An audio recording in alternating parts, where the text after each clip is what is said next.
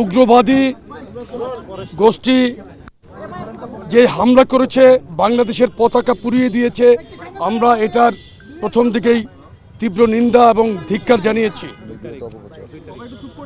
ভারতীয় কতিপয় গদি মিডিয়া যারা বাংলাদেশ সম্পর্কে বরাবরই মিথ্যা প্রচারণা করছে, মিথ্যা প্রচারণা করে সাম্প্রতিক দাঙ্গা সৃষ্টির অপপ্রয়াস এবং ভারতের আগ্রাসনমূলক মনোভাবের প্রতিবাদে আমাদের আজকের এই প্রতিবাদী পদযাত্রা এবং স্মারকলিপি পেশ কর্মসূচি ছিল। স্মারকলিপি আমরা এখন ইন্ডিয়ান হাই কমিশনে আমরা পৌঁছে দিলাম। আমাদের বক্তব্য খুবই পরিষ্কার। বাংলাদেশের স্বাধীনতা সার্বভৌমত্বের প্রশ্নে কোনো আপোষ নেই।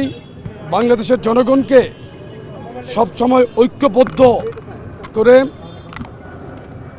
বিএনপির ভারপ্রাপ্ত চেয়ারম্যান জনাব তারেক রহমান সব সময় ঐক্যের কথা বলেছেন, বাংলাদেশের জনগণের অধিকারের কথা বলেছেন, স্বাধীনতা সার্বভৌমত্বের প্রশ্নে কোনো আপোষ নেই এই কথা বলেছেন। এবং এই কথাটি প্রতিধ্বনি যুবদল, স্বেচ্ছাসেবক দল, ছাত্রদল আজকে রাজপথে করেছে।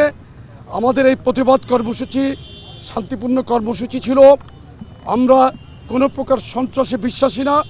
বাংলাদেশের মুসলমান, শান্তিপ্রিয় মুসলমান, আমরা কোনো সাম্প্রদায়িক দাঙ্গার মধ্যে আমরা নাই। দেখেন, এই 95% শতকরা 95% মুসলমানের দেশে একজন মুসলমান আইনজীবীকে ইসকন যেভাবে নির্মমভাবে হত্যা করেছে সেটা অকল্পনীয়। তারপরে এই দেশের মুসলমান কিন্তু সর্বোচ্চ ধৈর্য ধারণ করেছে, সংযম দেখিয়েছে।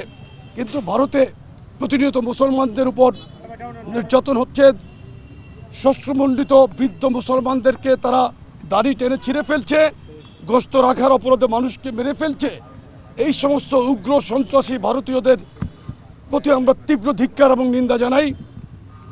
পাশাপাশি বাংলাদেশের সীমান্তে ভারতীয় বাহিনীর গুলিবর্ষণ করে যে হত্যা করছে তার তীব্র নিন্দা জানাই। প্রত্যেকটি অপপ্রয়াস, ভারতের অপপ্রয়াসকে আমরা তীব্র নিন্দা জানাই। আমরা ভারতের প্রতি আমরা সুপ্রতিবেশী সুলভ আচরণ চাই। ইতিপূর্বে আমাদের প্রিয় নেত্রী দেশনেত্রী বেগম খালেদা জিয়া বলেছিলেন, বাংলাদেশের বাইরে আমাদের কোনো প্রভু নেই, আমাদের বন্ধু আছে কিন্তু কোনো প্রভু নেই।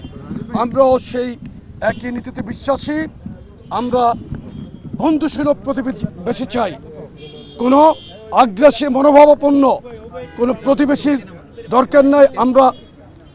আমরা মানুষের অধিকার রক্ষায় সর্ব অবস্থায় জনগণের পাশে থাকবো ইনশাল্লাহ।